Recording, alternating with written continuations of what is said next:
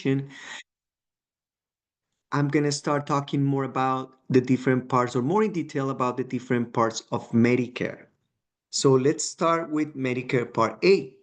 Medicare Part A is often referred as medical insurance, or I'm sorry, as hospital insurance. Reason being because it mostly covers inpatient care, hospital care, but it also covers skilled nursing care, hospice care, as well as home health care.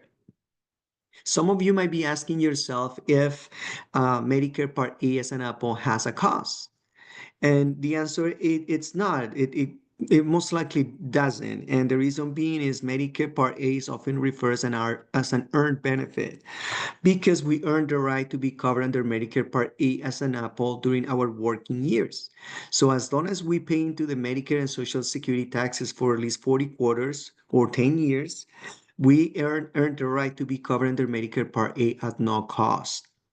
Now, if you are unsure whether you have those 10 years or 40 quarters, Social Security will be the entity or the agency to contact to make sure you get specific information about your records in terms of how many quarters or how many years you have paid into this in the event you are not sure whether you will qualify for Medicare Part A as an apple at no cost. And the majority of folks do qualify for this. Now, there are other ways that you can qualify for Medicare Part A as an apple at no cost. One of them is through your spouse. So if you have been married for at least 2 years and your spouse is at least 62 years of age, you qualify for Medicare Part A at no cost. But again, Social Security will be the entity that will give you specific information about your Medicare Part A quarters, and if you have any quarters missing, or if there is anything else you need to do in terms of qualifying for this benefit at no additional cost. Now, if you have not contributed, or if someone has not contributed towards Medicare Social Security taxes at all, the maximum they'll pay for Medicare Part A as an apple, it's $518. Now, let's start talking about Medicare Part B. Medicare Part B is often referred as medical insurance. Reason being is because it covers outpatient care. So it includes your doctor's visits, your urgent care, dialysis, preventative care, outpatient hospital care, among other things. Now, you might be asking yourself if Medicare Part B as a boy has a cost, and it does, and it depends on your income. And we're going to talk more about it on the next slide. But on this slide, I want to focus on the late enrollment penalty, often referred as LEP. And in my opinion, this is where most of the confusion around Medicare lands. So the late enrollment penalty applies to those folks that have retired when they're Medicare eligible and they fail to enroll in Medicare Part B. And that penalty is 10% for every 12 months they fail to enroll in Medicare Part B. Now the confusion lands in the exception to that rule. And the exception to that rule is if you decide to continue to work. So in other words, if you turn age 65, but you decide that you want to continue to work, you don't have to enroll in Medicare Part B as a boy. You can defer that enrollment. And it's not a requirement that you let Social Security know, but it's a best practice. You can actually take the initiative and contact Social Security to let them know about your intentions in terms of continuing to work past age 65. So they have that in your records. Now, once you retire, let's say you now retire at age 68, they will ask for a form that will show that you were covered during those years after age 65 through your group employer or your employer group health insurance program. So those are key things to keep in mind as you go through this process of enrolling in Medicare. And you can enroll in Medicare Part B through through the web portal. You can also enroll online or in person. Now let's talk about Part B as and boy costs. So as I mentioned before, it does depend on your income. So if you earn $106,000 or less a year as filing single, or $212,000 a year or less as filing jointly, the cost for Medicare, the monthly cost for Medicare per each person would be $185. Now, if your income is higher than that, as you can see on these tables, that monthly cost will go up. And as I mentioned, as we are talking, this is income related, and what Social Security looks at is your what they refer as your adjusted gross income. So one thing that I do want to mention is that as we reach retirement, we might start making some decisions about cashing in some retirement accounts or maybe selling a property. So things that might affect your adjusted gross income. So that could also affect your Part B premiums. So in the event that Social Security assess a premium that you feel it does not reflect your actual income, you can always reach out to Social Security for them to reassess that. So it's not unheard of that that happens. Just keep in mind that that's something that you are able to do. They also, in terms of Social Security assessing this premium, they have a 2-year look back period. What that means is that if you are retiring in 2025, they're going to look at your 2023 income now, and they're going to continue to do that every year with that 2-year look back period to make sure the Part B premium reflects your actual income.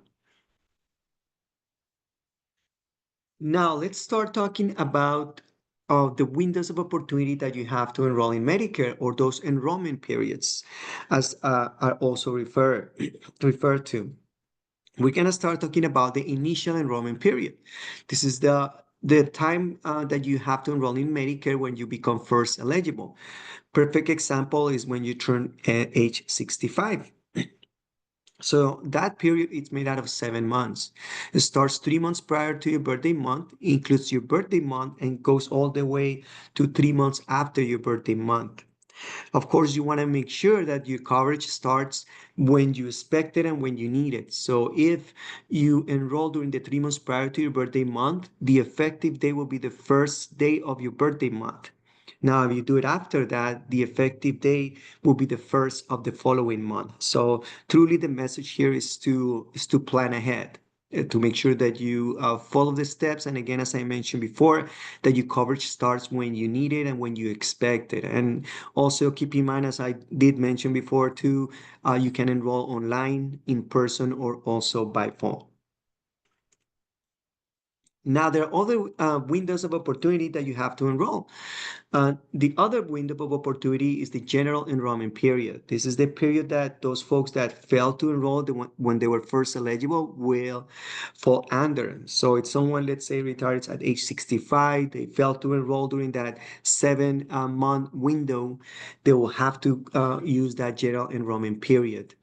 It's every year, it starts January 1st and ends March 31st. And the effective day, if someone enrolls during this period, will be the first of the following month. Now, the next and last enrollment period or window of opportunity is the special enrollment period. This special enrollment period is made out of 8 months. So for those of you that are working, actively working as we refer to, it's similar to those qualifying events that allow you to enroll outside open enrollment. So this is similar to that. A perfect example is if you work past age 65 and now you are deciding to retire, that is a qualifying event, and you will use the special enrollment period to enroll in Medicare. From that time, from the time that you stop, that you retire, you have 8 months to enroll in Medicare Part A and Part B. But again, going back to what I have mentioned a few times, make sure you do plan ahead and that you're set for your coverage to start when you need it and when you expect it. And now let's start talking about Medicare Part D as a drug. That's the part of Medicare that covers outpatient prescription drugs. There are two different ways that you have to enroll in Medicare Part D as a drug. One of them is through a plan covered by your employer, that a plan that covered by your employer, often referred as Medicare Advantage plans or Part C, that includes Part D prescription, which is what you get through Oxnard Union. So once you enroll in your plan through Oxnard Union, you don't have to enroll in a Part D plan because that plan has Part D coverage. Another way that folks have to enroll in Medicare Part D as a drug is through a separate Part D plan that has a drug coverage. So in other words, if someone enrolls in Part A as an apple, then Part B as a boy, now they have the option to choose Part D as a drug through a separate private insurance company. Just know that you are not allowed to have more than two Part D plans. In other words, and I'll use an example, let's say you choose to enroll in the Kaiser Permanente Senior Advantage plan that includes that Part D prescription drug coverage. And now you go to one of those big retailers and they have, or you might get a phone call and you get this very appealing offer about a Part D plan that covers the prescriptions that you're taking, and it seems a really good deal, and you decide to enroll in that Part D plan. What that does is that it sends a message to CMS, the Centers for Medicaid and Medicare Services, that you no longer want to be enrolled under the Kaiser Permanente Senior Advantage plan, that you rather want to be through Part A, B as in boy, and D as in dog, or all separate. So it will disenroll you from your Medicare Advantage plan because, again, you are not allowed to have two Part D Medicare plans. I'm gonna check the chat really quick, see if there are any questions. Okay, I'm not seeing any questions, so let's continue. And I know I mentioned a couple times Oxnard Union, but I know not everybody here is from Oxnard Union, so I do apologize about that. Again, this is a Medicare 101, which is a generic Medicare presentation, which applies to pretty much anyone that are aging, anyone that is aging into Medicare. Now, Part D prescription drug coverage could have a cost. It does depend on your income, similar to Medicare Part B as a boy. Excuse me. So if you earn $106,000 a year or less, or $212,000 a year or less as filing jointly, there is no additional cost for Medicare Part D as a drug. This additional cost is referred as an income-related monthly adjustment amount, IRMA for short. Now, if your income is higher than that, as you can see on the screen, there will be an additional monthly cost associated with that. One thing that I do want to point out is that if you fall under that category, if you need to pay that income adjustment amount, that's a bill that Social Security will send you. So please make sure that you keep an eye on this bill that comes in the mail, because if you fail to pay for your IRMA, you could be disenrolled from Medicare. Now let's start talking about Part C, the Medicare Advantage part of Medicare. So before we start getting into the details about Medicare Part C, it's important to highlight the two ways that you have to get coverage for Medicare. One of them is through original Medicare, as is referred to. And what original Medicare is when you sign up for Medicare Part A as an apple, B as in boy, that's considered original Medicare. So now you'll sign up for a separate Part D as in drug plan to get your outpatient prescription drugs. Now you will get your medical care through providers that accept Medicare. Now, understanding that original Medicare has an 80-20 split, meaning that often you have 20% responsibility of the bill. Some folks decide to enroll in Medigap plans. Medigap plans are insurance policies, if you will, that are offered through private insurance companies that will help you offset that 20% to reduce your financial liability, if you will, considerably or sometimes to zero. So that's what Medigap plans are. I must say that Kaiser Permanente does not offer Medigap plans. You can also sign up for a Medicare Advantage plan, also known as Medicare Part C, which is what Kaiser Permanente offers. So that Medicare Part C plan, as I mentioned before, offers coverage for Part A, B, and D all together in a bundle, if you will. Now, Medicare Advantage plans or Senior Advantage plans or Part C plans, they are required to have the same coverage or cover the same conditions or care as original Medicare. And a lot of these plans actually choose to offer additional services like vision or like gym memberships to make the plans more appealing to you. So just keep that in mind.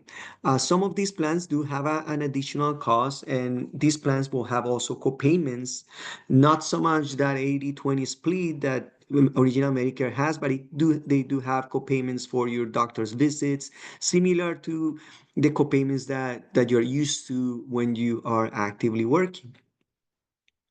One thing that is also important to mention is that once you choose a Medicare Advantage plan, you will receive your care through that Medicare Advantage plan's network.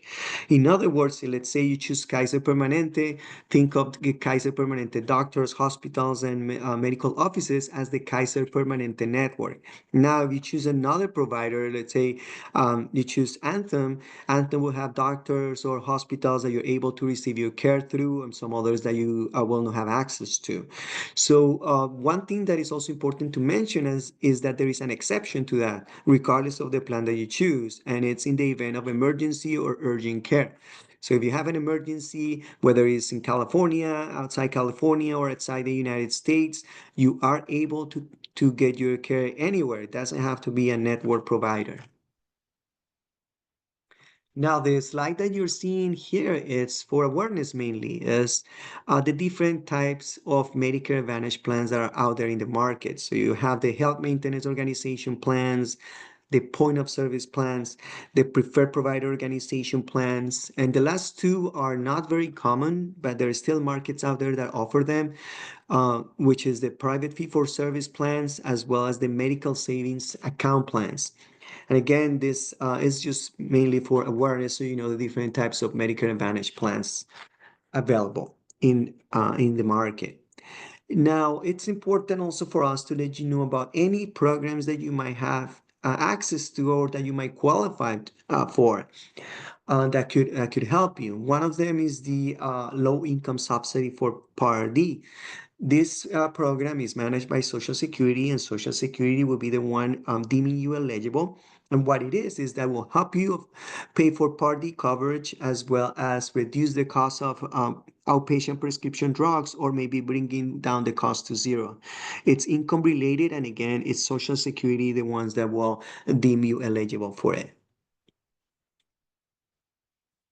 Now, it's also important to highlight that all the Senior Advantage or Medicare Advantage plans that are out there in the market that you have access to, they are rated by CMS, the Centers for Medicaid and Medicare Services. So CMS goes out every year and looks at more than 50 different measures to rate these different plans, such as how soon those phone calls are being answered, how accurate are prescriptions being prescribed to members, member satisfaction in general, and according to that, they will rate the plans from 1 to 5 stars. In California, Kaiser Permanente has been awarded 4.5 stars for 2025, and this is updated every year towards the last quarter of it. Now we're approaching the end of the presentation. So these are the numbers that you have in case you need to access either Kaiser Permanente, Social Security, or Medicare. And let me quickly check the chat for any questions.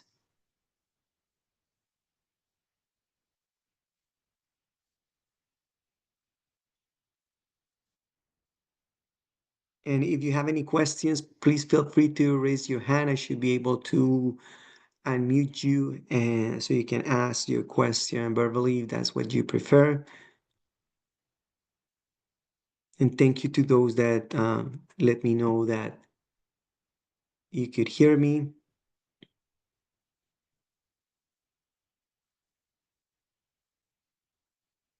So one of the questions is, does Wanimi School District have the Advantage part? I am guessing you mean if Port Wanimi School District offers a Medicare Advantage plan. And I would refer you to your district to see what benefits they have for you, depending on, because I know in some districts it depends on years of service classification and things of that nature. Oh, I see Amanda reply. Thank you, Amanda.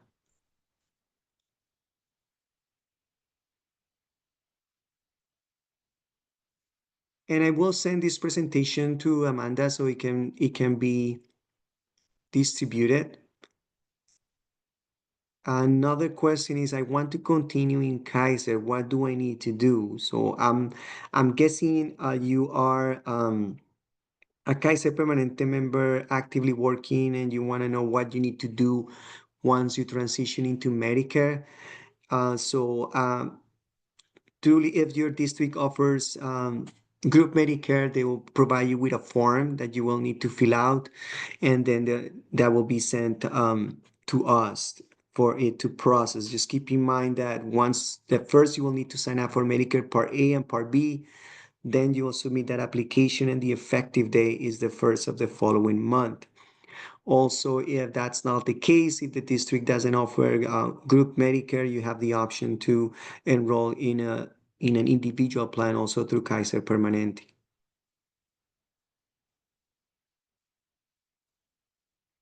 Right, I can actually put the phone numbers in the chat. I think that might be. I'm gonna stop sharing and I'm gonna put the phone numbers in the chat. That way, you all can have it.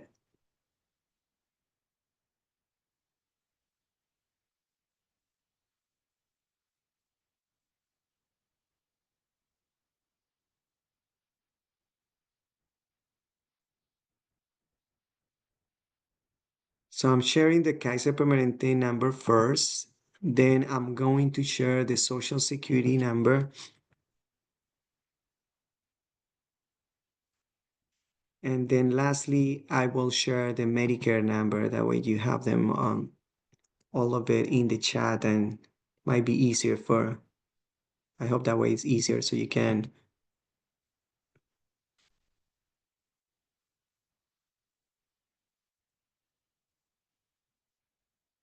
just copy and paste.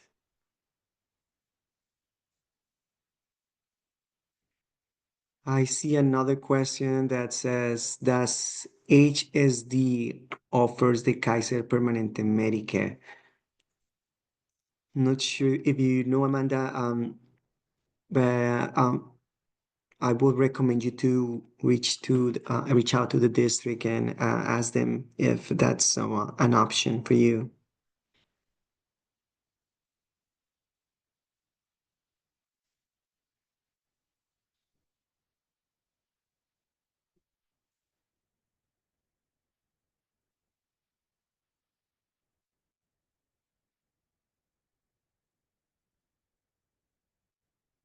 So the next question is, uh, if you if you currently have insurance, can you just stay with it, or do you have to go on Medicare?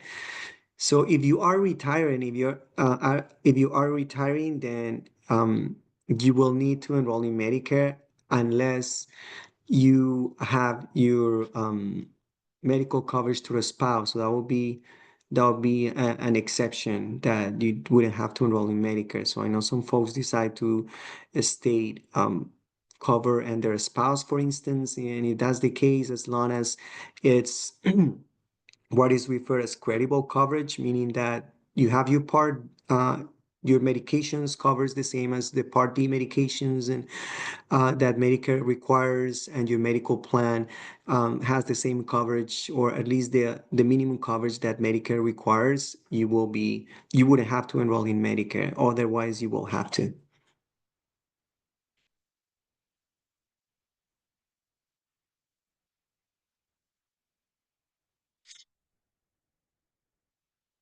Thank you, Amanda. I see you replied that last question too.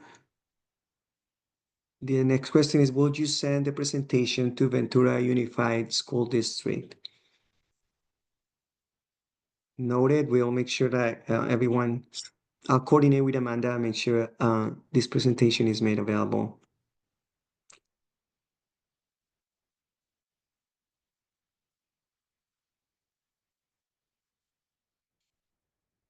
Last question I see here says, if through a spouse, do you have to go on A, or can you abstain from Medicare?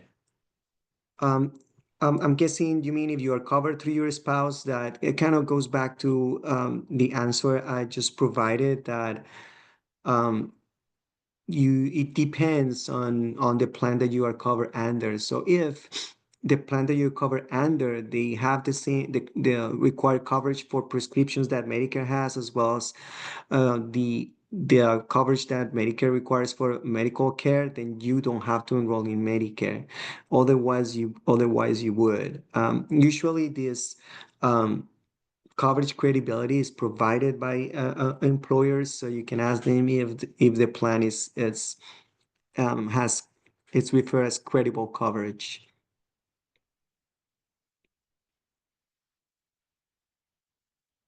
Next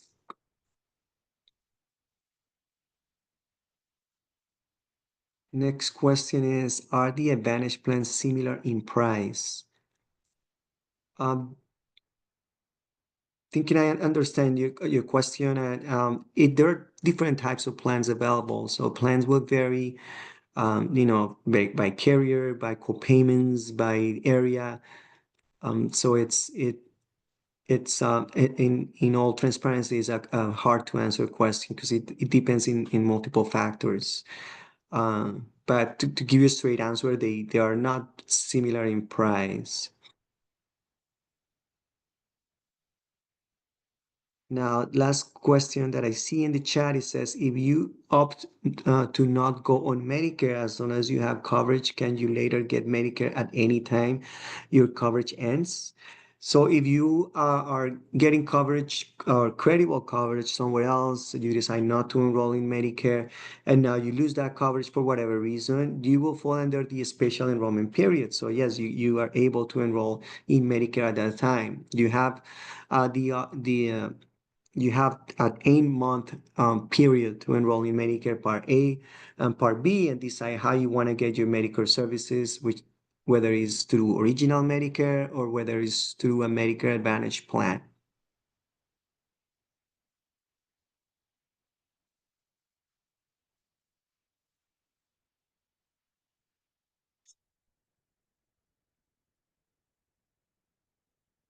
All right, I don't see any more questions coming through. As Amanda mentioned, if you feel more comfortable, you can always raise your hand and we can unmute you so you can answer your question that way, ask your question that way, or you can continue to use the chat, however works best for you.